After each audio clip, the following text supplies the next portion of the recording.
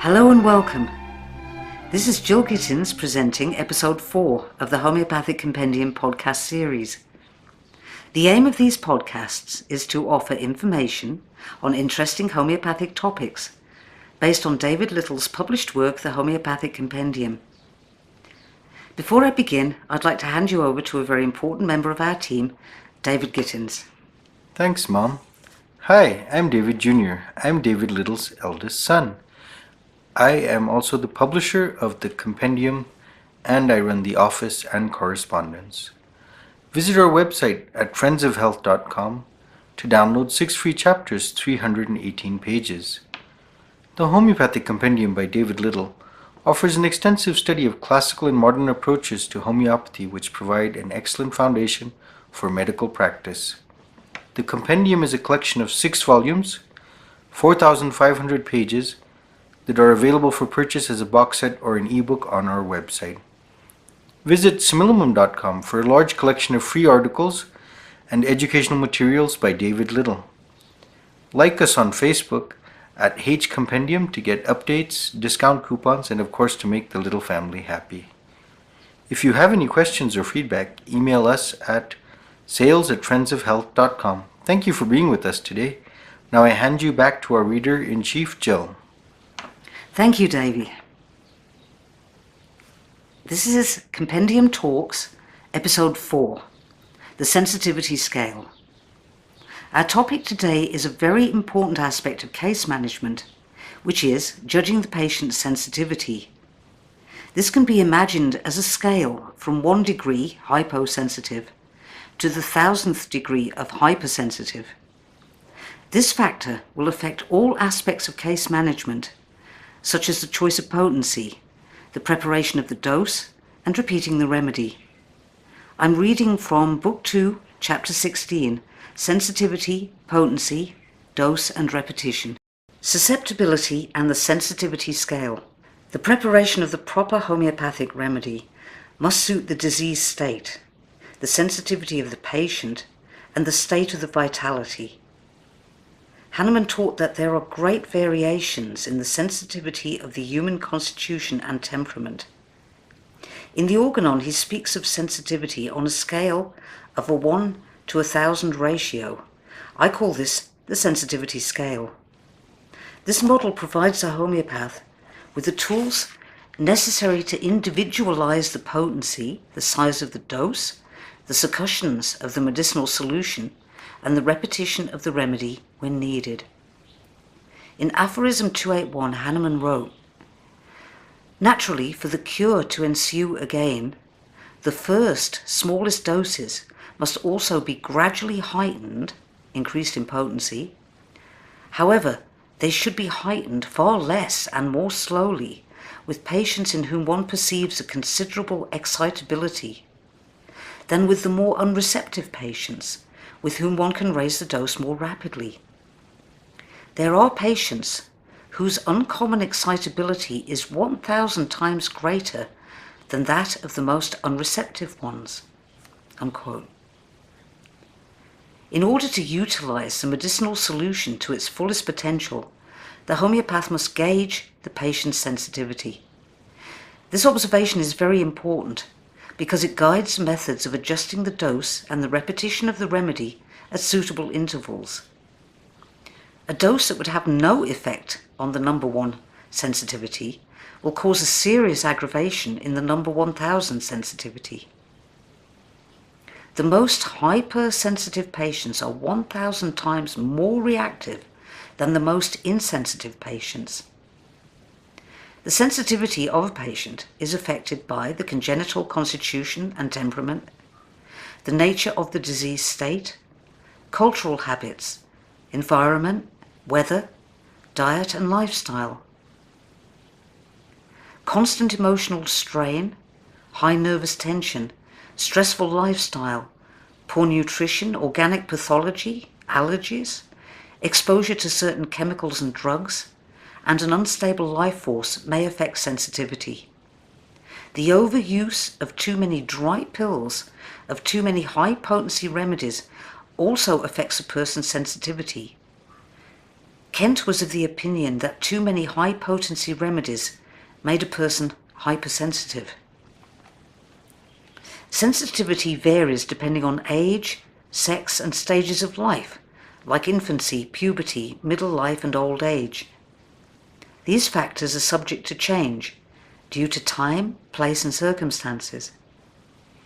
The medicinal solution can be tailored to treat hypersensitive mental states, overreactive constitutions, one-sided pathology, autoimmune disorders, and allergenic diseases. The 1 to 1,000 sensitivity scale is used in the preparation of the medicinal solution, the potency selection, and repetition of the remedy at suitable intervals. The number 500 on the sensitivity scale represents the average constitution with a decent, stable vitality. The number 1 represents the most extreme hyposensitive state, while the number 1000 represents the most extreme hypersensitive state. The 700th degree is considered to be the borderline between higher than average sensitivity and hypersensitivity. The 300th degree is a borderline between low and average sensitivity. The middle range degrees from 300 to 700 represent the variations from a relatively lower to moderate to higher sensitivity. The average sensitivity, the middle 500 of the sensitivity scale, represents the average constitution and temperament with a stable life force. They adapt quite well to environmental influences like temperature, food and drink, and display a relatively good vitality. They are not particularly overreactive to stimuli and are usually influenced by the average dose and potency. They tend not to have allergies and do not overreact to normal exposures to pollution or toxins. These constitutions do not display extreme states of hyper or hypofunction and have a well-balanced resistance to stress. They do not complain about the small things in life because such factors do not affect them in the same way as a hypersensitive patient. At the same time, they do not show the low reaction to stimuli like less sensitive persons. Moderate sensitivity is found in those who are relatively healthy and do not demonstrate idiosyncratic reactions to normal stimuli. The patient with average sensitivity is relatively easy to treat because they do well on the average size dose, opening potencies, number of succussions, and repetitions. Their eyes access phenomena at a moderate rate, and their nervous system response to normal stimuli is average. They do not start or jump on sudden noises unless of a very loud nature. They tend to move around in a steady manner and do not walk either too fast or too slow. The person of average sensitivity shows a balanced response to emotional stimuli and does not demonstrate the emotional overreactions of the hypersensitive or the lack of emotional response of those who are hyposensitive. They stand in between the low and high sensitivity and do not stand out in a crowd as unusual. Those who work outdoors and perform physical labor are often less sensitive than those who work indoors or are sedentary. The individual of average sensitivity can be treated with moderate potencies, with an average number of succussions in medium doses, with average intervals of repetition. Hypersensitivity. The two extremes of the human organism are witnessed in hypo and hyperactivity. The signs of hypersensitivity include a tendency to rapid eye movements and blinking, fast or jerky motions, and a very hurried reaction to most external stimuli.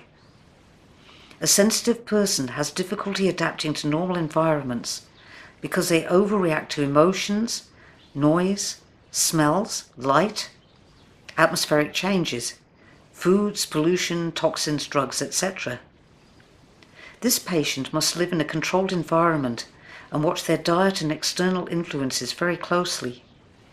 They cannot eat what others eat, wear what others wear, and go where others go. Some individuals are very fastidious, controlling, and have consciousness of trifles that others do not notice.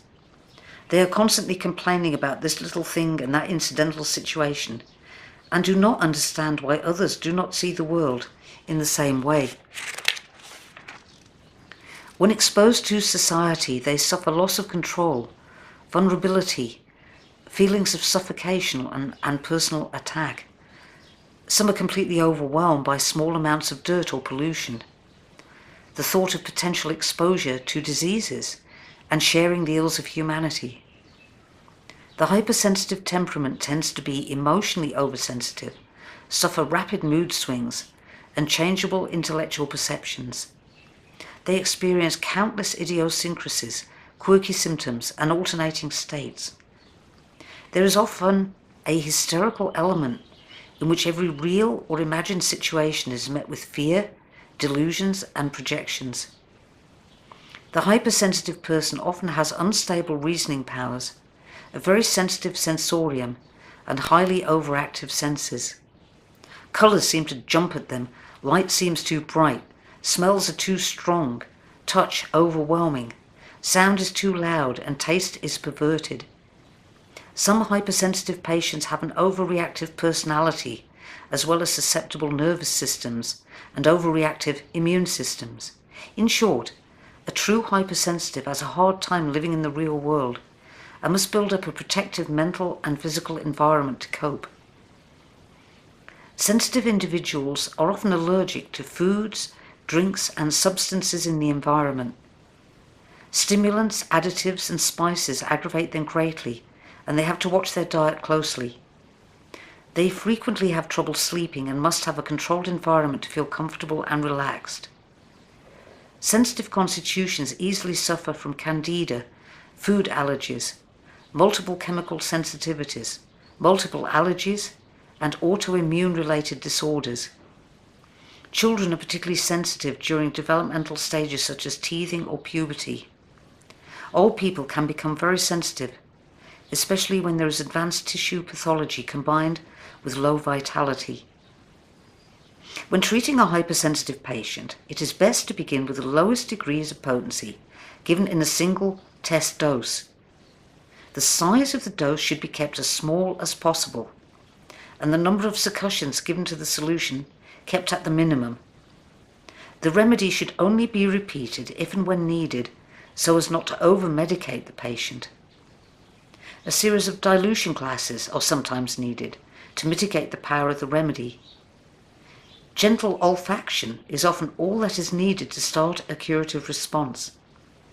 Do not hold the vial too close or for too long under the patient's nose. The patient should only take the slightest inhalation of the remedy's vapor. Hyposensitivity. A person with a hyposensitive constitution tends to be slow in movement and sluggish in reaction to stimuli. They have slower thinking time and reactions, but this doesn't mean that they are less intelligent. They may seem emotionally steady, but easily suffer from depression, a feeling of flatness and lack of enthusiasm. Hyposensitive constitutions are fairly non-reactive to food and environmental factors such as noise, light, odors, sounds, etc. They tend to be tolerant of herbs, vitamins, stimulants, drugs, and alcohol. They eat and drink all the things a hypersensitive person shuns. These types rarely have allergies because their immune system is not overreactive. They can change environments easily and cannot understand why hypersensitive patients are always complaining. They are less reactive and seem easier to please and more tolerant. They usually do not need to restrict their diet or control their environment because they don't really care. The less sensitive types also tend to sleep more and do not remember their dreams. The hyposensitive patient can be started on higher potencies in larger doses than the hypersensitive person. They often need more succussions of the medicinal solution than the average sensitivity and tolerate more frequent repetitions of the remedy. Alright, so that's the end of our reading for this episode of Compendium Talks. Thank you for listening. I hope you enjoyed it and found it interesting. Remember to look out for our next podcast. See you again soon. Bye-bye.